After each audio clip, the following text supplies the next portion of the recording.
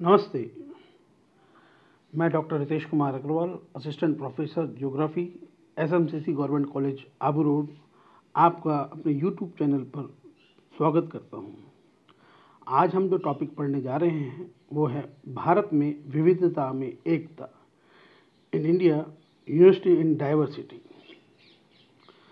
सबसे पहले हम बात करें भारत में विविधताओं की, तो भारत में विभिन्नताएं या विविधताएं बहुत पाई जाती हैं।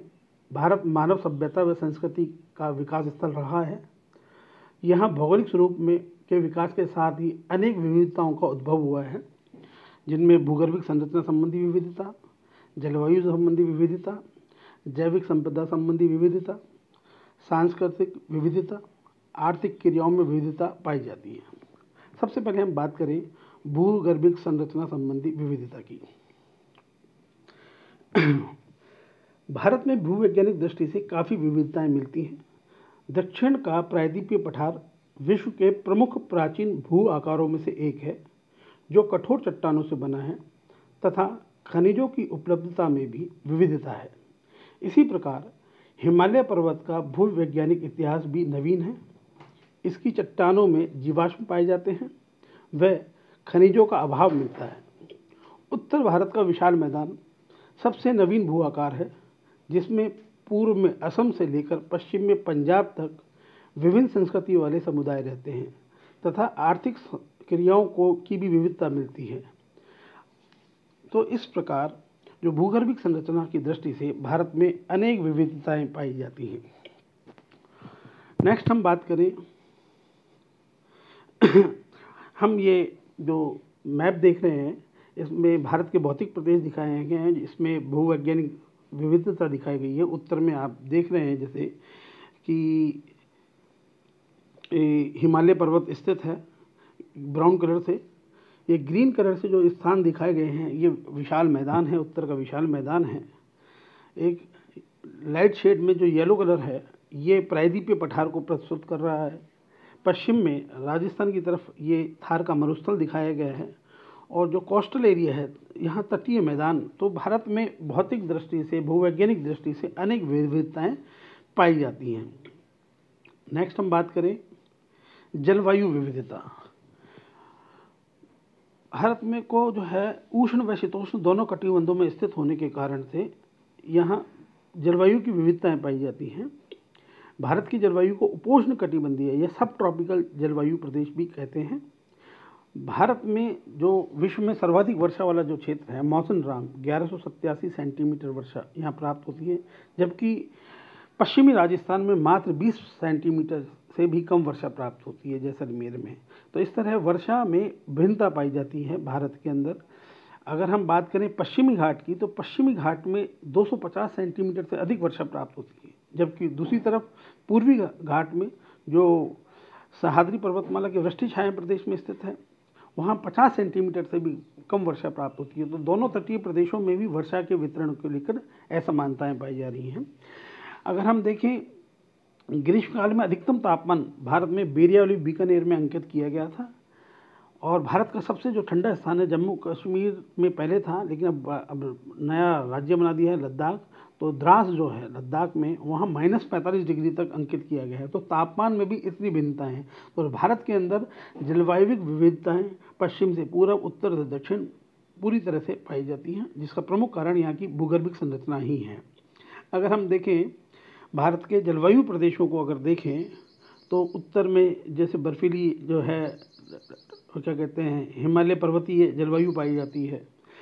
पर येलो कलर से यहाँ राजस्थान में दिख रहा है, यहाँ पर शुष्क मरुस्थलीय दशाएं पाई जाती हैं। डार्क येलो से जब एक तो राजस्थान के पश्चिम में, और अगर हम देखें दक्षिण में जो वृष्टि छाया प्रदेश है, इसमें अगर हम देखें तो यहाँ अर्धशुष्क जो दशाएं हैं वो जलवायु पाई जाती है। ग्रीन कलर से हम देख रहे हैं ये मानसूनी जलवायु है, शुष्क मानसूनी जलवायु है। ये आर्द्र मानसूनी जलवायु है ब्लू कलर से। तटीय क्षेत्र में सदाबहार जलवायु पाई जाती है, उष्ण कटिबंधीय आर्द्र जलवायु पाई जाती है। इस तरह भारत में जलवायु की भिन्नता पूरी तरह से फैली हुई है। नेक्स्ट हम बात करें जैविक संपदा। भारत प्राच्य जैविक भौगोलिक प्रदेश में आता है, लेकिन यहाँ तिब्बत एवं हिमालय एक संक्रमण क्षेत्र के रूप में कार्य करते हैं, जिससे यहाँ जैव विविधता मिलती है। भारत में विश्व के 35 जैव विविधता संपन्न क्षेत्रों में से 4 स्थित हैं। पहला है पूर्वी हिमालय, दूसरा है पश्चिमी घाट, तीसरा है इंडो ब्रह्मा तथा चौथा है सुंडलैंड या निकोबार द्वीप समूह है। जो ये 4 जो जैव विविधता या हॉटस्पॉट क्षेत्र हैं वो भारत में स्थित हैं। वनस्पति की बात करें हम तो वनस्पति की दृष्टि से असम, मेघालय, पश्चिमी घाट जो यहाँ पे अधिक वर्षा होती है, यहाँ पर सदाबहार वनस्पति पाई जाती है। दूसरी ओर अरावली के समानांतर व मध्यवर्ती जो दक्कन का पठार है या स्टेपी या अर्ध शुष्क मरुस्थलीय की जो वनस्पति पाई जाती है, जबकि पश्चिमी राजस्थान में क्योंकि वर्षा बहुत कम होती है इसलिए यहाँ पर शुष्क कांटेदार वनस्पति मिलती है। अगर हम नक्शा देखें तो हम देखेंगे कि बहुत जो डार्क ग्रीन कलर से जो जैसे आपके उत्तरी पूर्वी राज्यों में दिखाया गया है या तटीय प्रदेश में पूर्वी पश्चिमी तटीय प्रदेश में दिखाया गया है डार्क ग्रीन कलर से, यहाँ सदाबहार वनस्पति पाई जाती है। इसके अलावा मानसूनी वन पश्चिम में बिल्कुल कांटेदार वनस्पति, अर्धशुष्क वनस्पति। तो वनस्पति की दृष्टि से भी भारत में अनेक भिन्नताएं व्याप्त हैं।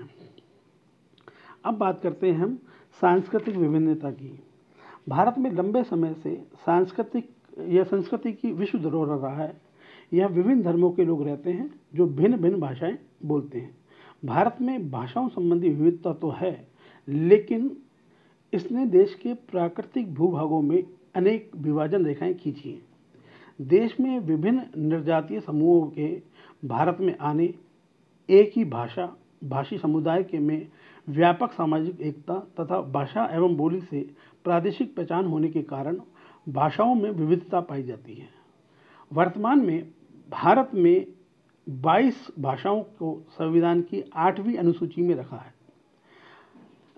भारत में जो भाषा बोली जाती है उन्हें 4 वर्गों में जैसे दे रखा है। प्रथम आग्नेय या आस्ट्रिक वर्ग में, दूसरा द्रविड़ वर्ग में, तीसरा चीनी तिब्बती वर्ग में और चौथा भारतीय यूरोपीय वर्ग या आर्य वर्ग में इसको बांटा गया है। इन 4 भाषा वर्गों में बोलने वालों की संख्या काफ़ी विविधता मिलती है। सर्वाधिक 73% लोग भारतीय यूरोपीय या आर्य भाषा वर्ग के लोग हैं, जबकि 20% द्रविड़ भाषा वर्ग से आते हैं।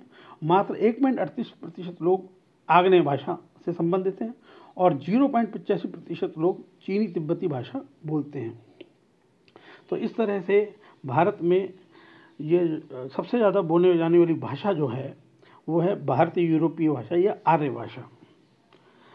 भारत में अनेक भाषा में बोलियाँ बोली जाती हैं, लेकिन इनका प्रभाव अलगाववादी ना होकर एकताकारी होता है।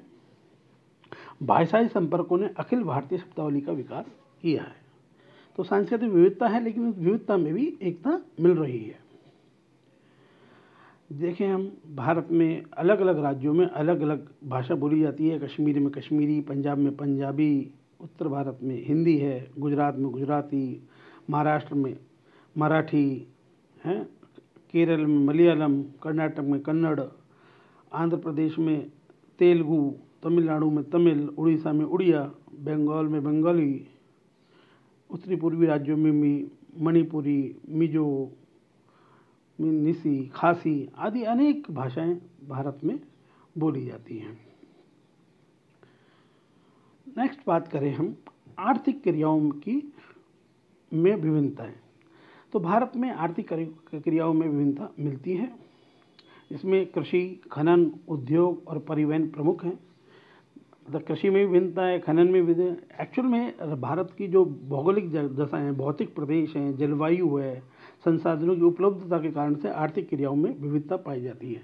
भूविज्ञान, जलवायु, मृदा में भिन्नता एवं सिंचाई के साधनों की उपलब्धता से आर्थिक क्रिया प्रभावित होती हैं।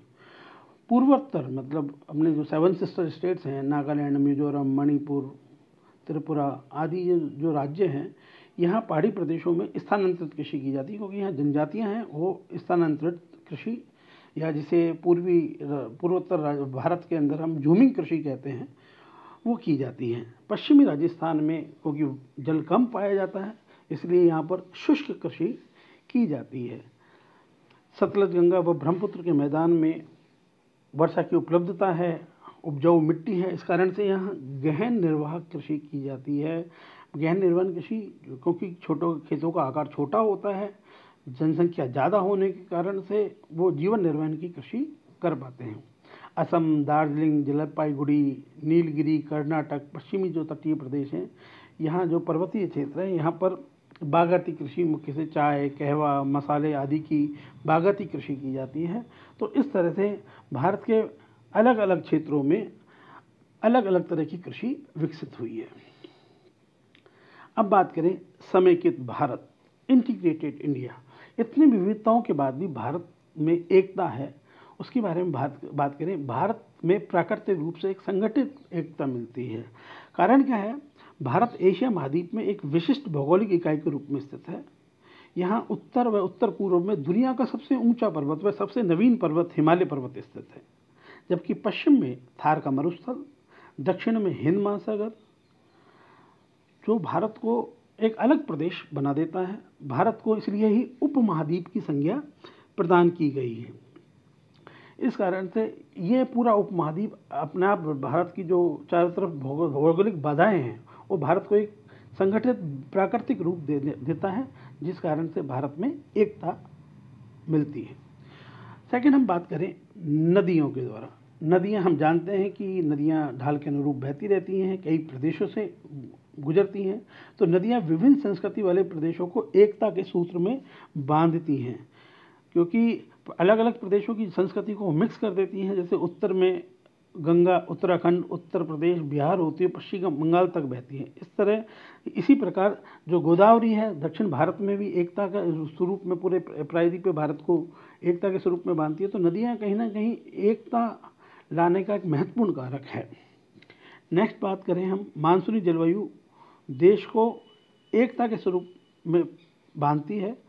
देखिए, अगर हम देखें तो जो कर्क रेखा है भारत के मध्य से गुजरती है, और लगभग जो हमने पहले भी बात की थी, शीतोष्ण कटिबंध और उष्ण कटिबंध, दो कटिबंधों में बांटती हैं।